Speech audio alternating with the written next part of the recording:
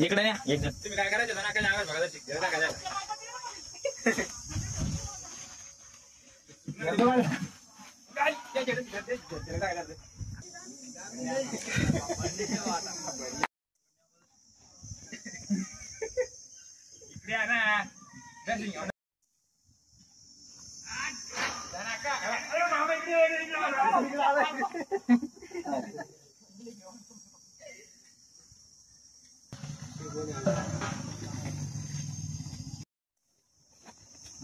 सांगे गुण टाकली का गुण टाकली का